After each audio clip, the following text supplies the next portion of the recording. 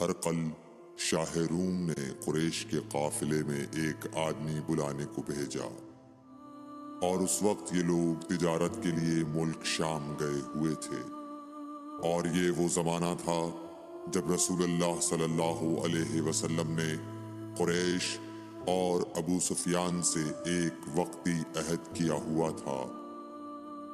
جب ابو سفیان اور دوسرے لوگ ہرقل کے پاس ایلیا پہنچے جہاں ہرقل نے دربار طلب کیا تھا، اس کے گرد روم کے بڑے بڑے لوگ، علماء، وزراء و امراء بیٹھے ہوئے تھے۔ ہرقل نے ان کو اور اپنے ترجمان کو بلوایا، پھر ان سے پوچھا کہ تم میں سے کون شخص مدعی رسالت کا زیادہ قریبی عزیز ہے؟ ابو سفیان کہتے ہیں کہ میں بول اٹھا کہ میں اس کا سب سے زیادہ قریبی رشتہ دار ہوں۔ یہ سن کر ہرقل نے حکم دیا کہ اس ابو سفیان کو میرے قریب لا کر بٹھاؤ اور اس کے ساتھیوں کو اس کی پیٹھ کے پیچھے بٹھا دو۔ پھر اپنے ترجمان سے کہا کہ ان لوگوں سے کہہ دو کہ میں ابو سفیان سے اس شخص یعنی محمد صلی اللہ علیہ وسلم کے حالات پوچھتا ہوں۔ اگر یہ مجھ سے کسی بات میں جھوٹ بول دے تو تم اس کا جھوٹ ظاہر کر دینا۔ ابو سفیان کا قول ہے کہ خدا کی قسم، اگر مجھے یہ غیرت نہ آتی کہ یہ لوگ مجھ کو جھٹلائیں گے تو میں آپ صلی اللہ علیہ وسلم کی نسبت ضرور غلط گوئی سے کام لیتا۔ خیر، پہلی بات جو ہرقل نے مجھ سے پوچھی وہ یہ کہ اس شخص کا خاندان تم لوگوں میں کیسا ہے؟ میں نے کہا وہ تو بڑے اونچے عالی نسب والے ہیں۔ کہنے لگا اس سے پہلے بھی کسی نے تم لوگوں میں ایسی بات کہی تھی؟ میں نے کہا نہیں۔ کہنے لگا اچھا اس کے بڑوں میں کوئی بادشاہ ہوا ہے؟ میں نے کہا نہیں۔ پھر اس نے کہا بڑے لوگوں نے اس کی پیروی اختیار کی ہے یا کمزوروں نے؟ میں نے کہا نہیں، کمزوروں نے۔ پھر کہنے لگا اس کے تابعدار روز بڑھتے جاتے ہیں یا کوئی ساتھی پھر بھی جاتا ہے؟ میں نے کہا نہیں۔ کہنے لگا کیا اپنے اس دعوی نبوت سے پہلے کبھی کسی بھی موقع پر اس نے جھوٹ بولا ہے؟ میں نے کہا نہیں، اور اب ہماری اس سے صلح کی ایک مقررہ مدت ٹھہری ہوئی ہے، معلوم نہیں وہ اس میں کیا کرنے والا ہے۔ ابو سفیان کہتے ہیں میں اس بات کے سوا اور کوئی جھوٹ اس گفتگو میں شامل نہ کر سکا۔ ہرقل نے کہا کیا تمہاری اس سے کبھی لڑائی بھی ہوئی ہے؟ ہم نے کہا کہ ہاں۔ بولا پھر تمہاری اور اس کی جنگ کا کیا حال ہوتا ہے؟ میں نے کہا لڑائی ڈول کی طرح ہے، کبھی وہ ہم سے میدان جنگ جیت لیتے ہیں اور کبھی ہم ان سے جیت لیتے ہیں۔ ہرقل نے پوچھا وہ تمہیں کس بات کا حکم دیتا ہے؟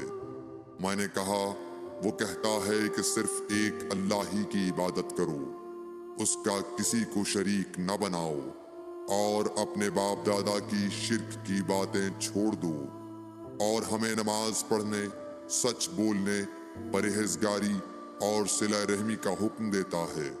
یہ سب سن کر پھر ہرقل نے اپنے ترجمان سے کہا کہ ابو سفیان سے کہہ دے کہ میں نے تم سے اس کا نسب پوچھا تو تم نے کہا کہ وہ ہم سے عالی نسب ہے، اور پیغمبر اپنی قوم میں عالی نسب ہی بھیجے جایا کرتے ہیں۔ میں نے تم سے پوچھا کہ دعوی نبوت کی یہ بات تمہارے اندر اس سے پہلے کسی اور نے بھی کہی تھی تو تم نے جواب دیا کہ نہیں۔ تب میں نے اپنے دل میں کہا کہ اگر یہ بات اس سے پہلے کسی اور نے کہی ہوتی تو میں سمجھتا کہ اس شخص نے بھی اسی بات کی تقلید کی ہے جو پہلے کہی جا چکی ہے۔ میں نے تم سے پوچھا کہ اس کے بڑوں میں کوئی بادشاہ بھی گزرا ہے تو تم نے کہا کہ نہیں۔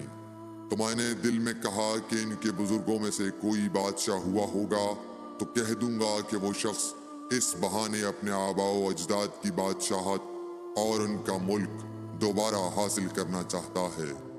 اور میں نے تم سے پوچھا کہ اس بات کے کہنے یعنی پیغمبری کا دعویٰ کرنے سے پہلے تم نے کبھی اس کو دروغ گوئی کا الزام لگایا ہے؟ تم نے کہا کہ نہیں۔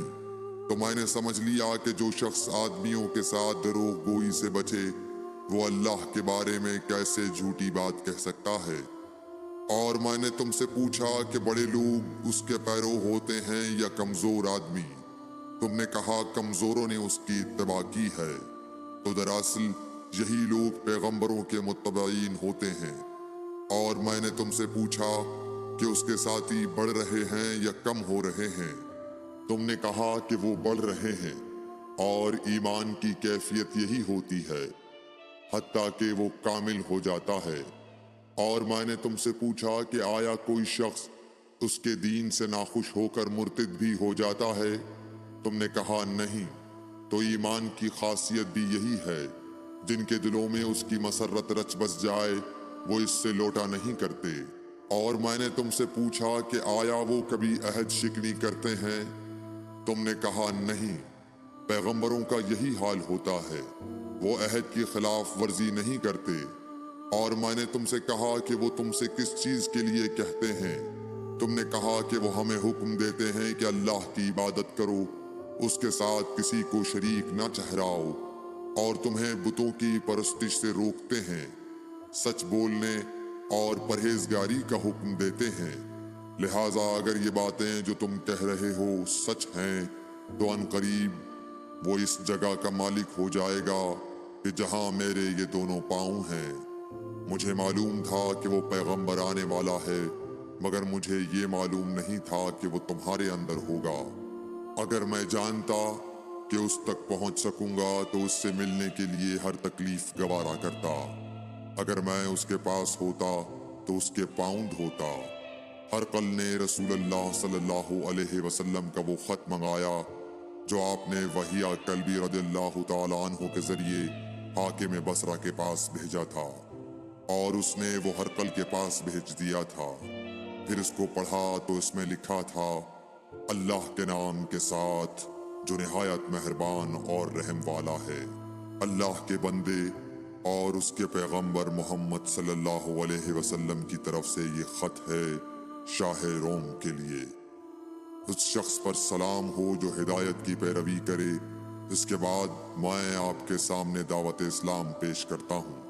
اگر آپ اسلام لے آئیں گے تو دین و دنیا میں سلامتی نصیب ہوگی، اللہ آپ کو دوہرا ثواب دے گا۔ اور اگر آپ میری دعوت سے روگردانی کریں گے تو آپ کی رعایا کا گناہ بھی آپ ہی پر ہوگا۔ اور اے اہل کتاب، ایک ایسی بات پر آ جاؤ جو ہمارے اور تمہارے درمیان یکساں ہے، وہ یہ کہ ہم اللہ کے سوا کسی کی عبادت نہ کریں اور کسی کو اس کا شریک نہ ٹھہرائیں، اور نہ ہم میں سے کوئی کسی کو خدا کے سوا اپنا رب بنائے۔ پھر اگر وہ اہل کتاب اس کتاب سے منہ پھیر لیں تو مسلمانوں، تم ان سے کہہ دو کہ تم مانو یا نہ مانو، ہم ایک خدا کے اطاعت گزار ہیں۔ ابو سفیان کہتے ہیں، جب ہرقل نے جو کچھ کہنا تھا کہہ دیا اور خط پڑھ کر فارغ ہوا تو اس کے ارد گرد بہت شور و غوغا ہوا، بہت سی آوازیں اٹھیں اور ہمیں باہر نکال دیا گیا۔ تب میں نے اپنے ساتھیوں سے کہا کہ ابو کبشہ کے بیٹے حضرت صلی اللہ علیہ وسلم کا معاملہ تو بہت بڑھ گیا۔ دیکھو تو اس سے بنی اصفر روم کا بادشاہ بھی ڈرتا ہے۔ مجھے اس وقت سے اس بات کا یقین ہو گیا کہ حضور صلی اللہ علیہ وسلم ان قریب غالب ہو کر رہیں گے، حتیٰ کہ اللہ نے مجھے مسلمان کر دیا۔ راوی کا بیان ہے کہ ابن ناطور ایلیا کا حاکم ہرقل کا مصاحب اور شام کے نصارہ کا لاٹ پادری بیان کرتا تھا کہ ہرقل جب ایلیا آیا ایک دن صبح کو پریشان اٹھا تو اس کے درباریوں نے دریافت کیا کہ آج ہم آپ کی حالت بدلی ہوئی پاتے ہیں، کیا وجہ ہے؟ ابن ناطور کا بیان ہے کہ ہرقل نجومی تھا، علم نجوم میں وہ پوری مہارت رکھتا تھا۔ اس نے اپنے ہم نشینوں کو بتایا کہ میں نے آج رات ستاروں پر نظر ڈالی تو دیکھا کہ ختنہ کرنے والوں کا بادشاہ ہمارے ملک پر غالب آ گیا ہے۔ بھلا اس زمانے میں کون لوگ ختنہ کرتے ہیں؟ انہوں نے کہا کہ یہود کے سوا کوئی ختنہ نہیں کرتا، سو ان کی وجہ سے پریشان نہ ہوں۔ سلطنت کے تمام شہروں میں یہ حکم لکھ بھیجیے کہ وہاں جتنے یہودی ہوں سب قتل کر دیے جائیں۔ وہ لوگ انہی باتوں میں مشغول تھے کہ ہرقل کے پاس ایک آدمی لایا گیا جسے شاہ غسان نے بھیجا تھا۔ اس نے رسول اللہ صلی اللہ علیہ وسلم کے حالات بیان کیے۔ جب ہرقل نے سارے حالات سن لیے تو کہا کہ جا کر دیکھو وہ ختنہ کیے ہوئے ہے یا نہیں۔